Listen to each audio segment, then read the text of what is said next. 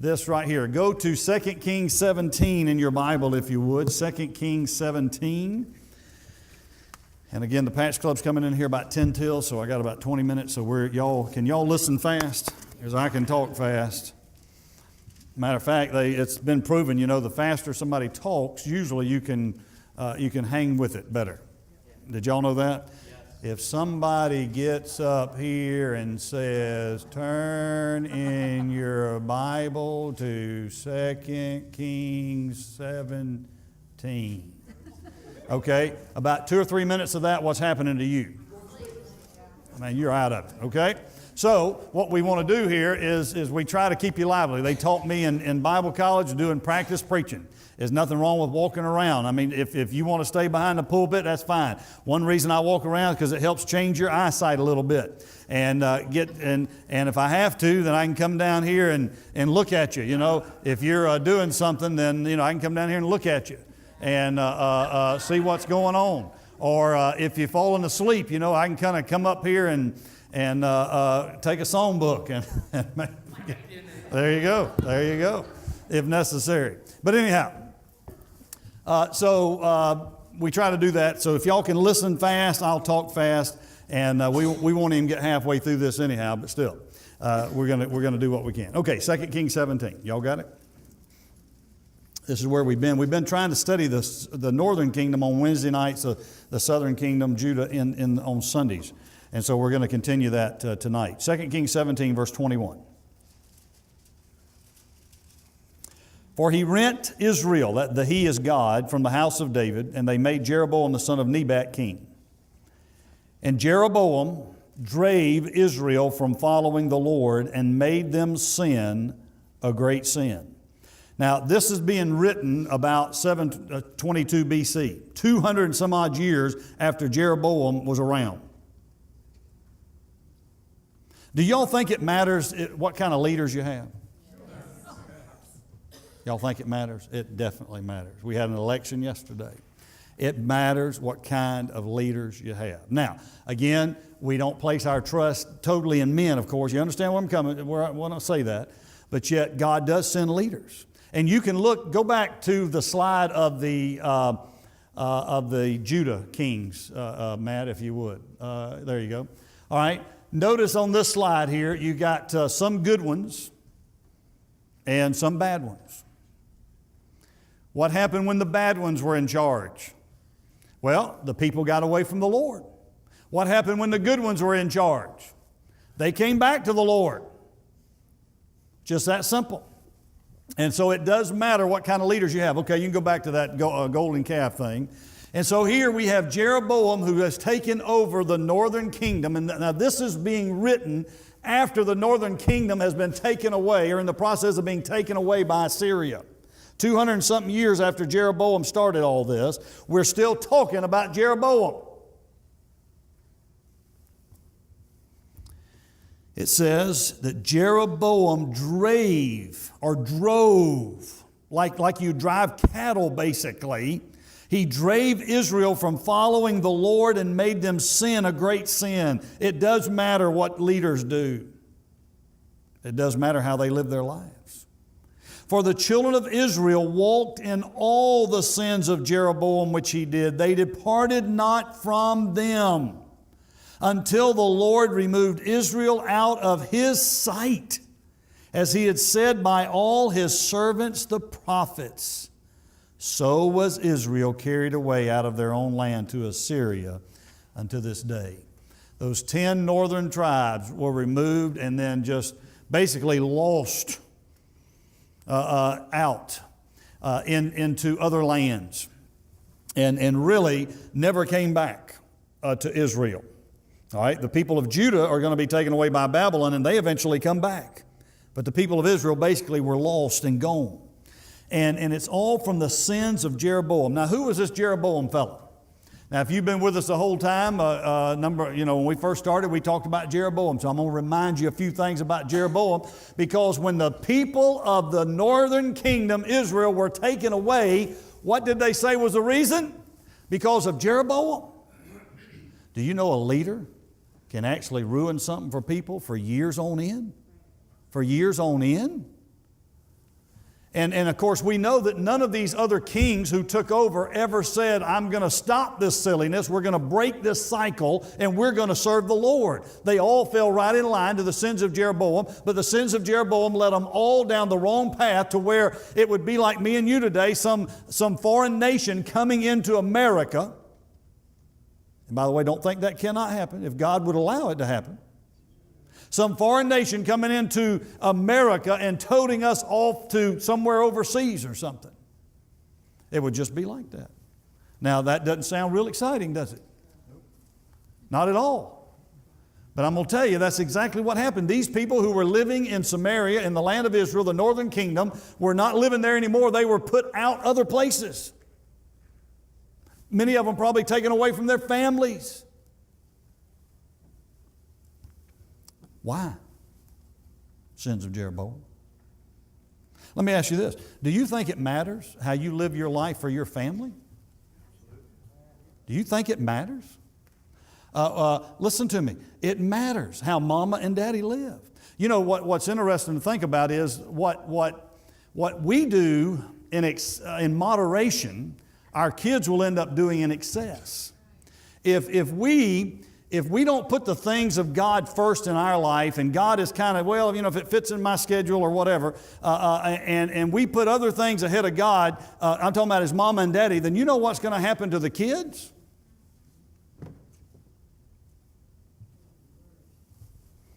It matters, leaders. It matters. It matters very, very much what's going on. And it matters the leaders of our nation. It matters the leaders in every bit of society. And here we have one man, Jeroboam, who took over as the king of Israel, and they're 200 years later, they're getting wiped out, and they say it's because of Jeroboam. Now, we know the opposite is true too, though, right? Somebody can come in and be righteous and be godly, and 200 years later, especially you take a great leader, but you take a man who wants to live for God, and he teaches his family right, and then they teach their family right, and they teach their family right, and they teach all their families right, and they teach all their families right, and you wake up and it's 200 years later, and we're talking about great-great-great-great-grandpa over here who really sold out to God and lived for God.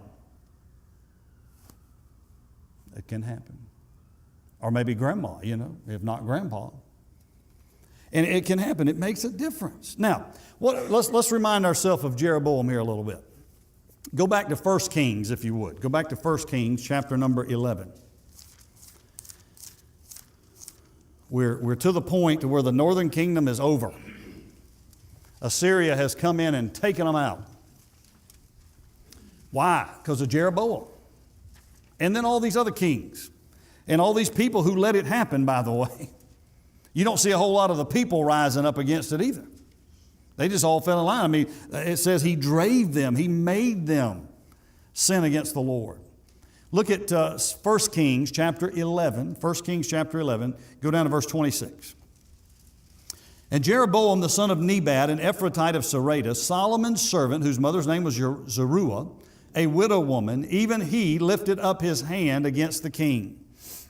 And this was the cause that he lifted up his hand against the king. Solomon built Milo and repaired the breaches of the city of David his father. And the man Jeroboam was a mighty man of valor.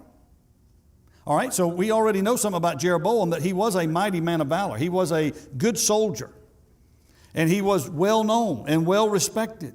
And it says in Solomon, seeing the young man, that he was industrious. We might use the word entrepreneur. We might use the word inventor. We might use the word innovator in our world today. This was the kind of man that Jeroboam was. Okay? It says here that Solomon made Jeroboam ruler over all the charge of the house of Joseph. And it came to pass, and the house of Joseph was Ephraim and Manasseh, those two tribes, and he was of the tribe of Ephraim. And it came to pass at that time, when Jeroboam went out of Jerusalem, that the prophet Ahijah the Shilonite found him in the way, and he had clad himself with a new garment, and they too were alone in the field. You may remember the story. We read this earlier, a number of weeks ago. And Ahijah caught the new garment that was on him and rent it in 12 pieces. And he said to Jeroboam, take thee 10 pieces. For thus saith the Lord, the God of Israel, behold, I will rend the kingdom out of the hand of Solomon and will give 10 tribes to thee. But he shall have one tribe for my servant David's sake, for Jerusalem's sake, the city which I have chosen out of all the tribes of Israel.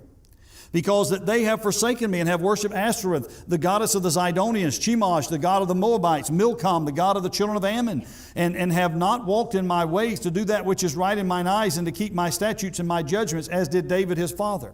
Okay, so now here is Ahijah, a prophet of God, out here with Jeroboam in the middle of a field. Just the two of them. Having a visual lesson, object lesson here. Okay, y'all ever had an object lesson before? Okay, a visual object lesson here where he takes this garment and he rends it and 12 pieces, and he gives 10 pieces to Jeroboam, and he says, you're going to be the ruler over the 10 northern tribes in essence. And then he says, the reason that God is rending the kingdom apart is because these people have worshiped the wrong gods, false gods, all of these gods.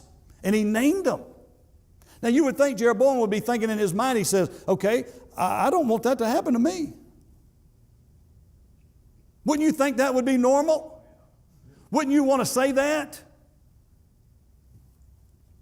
Wouldn't you want to say, I don't want that to happen to me because I see exactly what God is doing here, so I'm going to do right. Well, Ahijah's going to tell him something here in a moment that we'll see, but you would think he would start getting the picture here. But we know that he didn't even get the picture. This man who had everything going for him, who was esteemed by Solomon, he was an innovator, a sharp guy, put as a ruler over people. You would think that he would have it together here spiritually as well.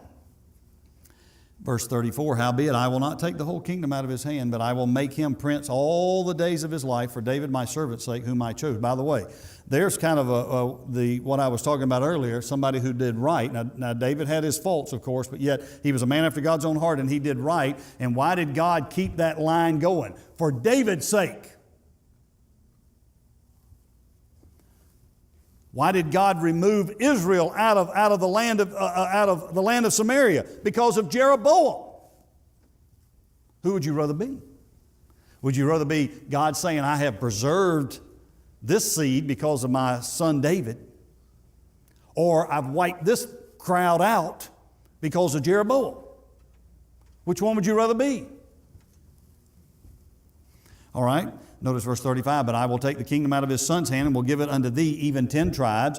And unto his son will I give one tribe, that David my servant may have a light all the way before me in Jerusalem, the city which I have chosen me to put my name there. Okay, now, we know very well that Jeroboam here in just a little while is getting ready to make up his own worship centers in 2 places in the northern kingdom, whereas he heard Ahijah the prophet say, where God wants to be worshiped is in Jerusalem.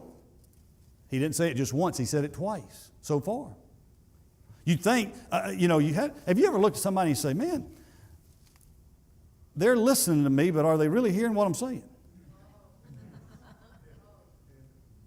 Maybe your kids. Maybe your husband is more like it. The idea is he getting this? You ever thought of anybody and said, man, they sure are thick-headed. They just can't get that in. Getting a little bit too personal here tonight. I can see that already. Well, it says that I've chosen Jerusalem to put my name there. And then verse 37, now get this. He says, and I will take thee, talking about God will take Jeroboam, and thou shalt reign according to all that thy soul desireth, and shalt be king over Israel. Verse 38, and it shall be, if thou wilt hearken unto all I command thee, and wilt walk in my ways, and do that is right in my sight, to keep my statutes and my commandments, as David my servant did, that I will be with thee, and build thee a sure house, as I built for David, and will give Israel unto thee. Now, he says, I will do all those things, but I'll give you a sure house. That's why I asked you earlier, how many people lasted in the dynasty of Jeroboam? 2, just one more other than him. Now, when Omri comes around, there's 5 in that dynasty. At least they lasted 5 generations. And others did others. But Jeroboam was told by Ahijah the prophet. He said, "Listen, buddy, you can have a sure house here. All you got to do is follow my ways. Do things my way, God's way," is what God's telling him. And he said, verse 39, "I will for this afflict the seed of David, but not forever." Then verse 40, Solomon sought therefore to kill Jeroboam. And Jeroboam arose and fled into Egypt, unto Shishak king of Egypt, and was in Egypt until the death of Solomon. All right, let me remind you again just a little bit about Mr. Jeroboam here tonight, and then we'll talk about it again next week. Jeroboam was accustomed to taking charge of things. We know that. He had leadership skills. He had been made overseer over things by Solomon. And so there was nothing that, when it was told to him that he was going to be in charge, that was nothing that he shuddered from. He was sure of himself. He was confident. Maybe to the point of almost being prideful, really. You can kind of read between the lines here. But yet God has said, I'm going to make you the king. But if you'll do right, I'll bless that. If you don't, then you are going to be in trouble. Now, Solomon had allowed Jeroboam, to be used in a great way. But I'm going to tell you what Jeroboam started doing behind Solomon's back. You got to read between the lines again. You know what he started doing? He started going around and talking to people and saying, that king over there, he's not doing everything exactly right. That king over there, I think we probably need to maybe think about getting rid of him. This was even before and after, he had his meeting with Ahijah. But you can just see it, because you can see the dissatisfaction that was rising up in his heart and in his mind with Solomon. Him being in charge and kind of getting the big head here a little bit. Maybe I am a better leader than him. And then Solomon said, I got to get rid of this guy because he is causing me all sorts of problems. Said, I want to kill him. Now, also because he was getting ready to take over the kingdom. But yet this idea of there's some dissatisfaction and disaffection against the government of Solomon. So Solomon said, I think I'll just get rid of him. And that's when he fled to Egypt. Then, of course, we know that the northern tribes called Jeroboam back and said, would you come back? And of course, he heard about all this. And the northern tribes were mad at Solomon too. And all this was working together. And so it all worked together. And Jeroboam was able to take over. They made their break. And you know the story about, Rehoboam to take it easy on the people and to take it easy on them. The young men said what? Make it harder. The older men said, maybe you ought to take it easy on them. What Rehoboam say? We're going to make it harder, buddy. And so they said, okay, we're out of here. We're out of here. Jeroboam then reigned for 22 years, and we're going to talk about that next week. He reigned for 22 years, and then he died, and then his son reigned, and then, of course, he died, and then, on and on. He was killed on and on down the line. Here they go. 200 and some odd years later, about 209, 210 years later or whatever, the nation of Israel is gone. And you know what the Bible says about that? Because of Jeroboam. Jeroboam. He drave Israel from following the Lord, made Israel sin a great sin. Leaders do make a difference, make a big difference. That's why we need to always pray for our leaders and pray for righteousness to prevail and pray for good things to happen in elections. but also for these people to lead God's way and to stay humble before the Lord.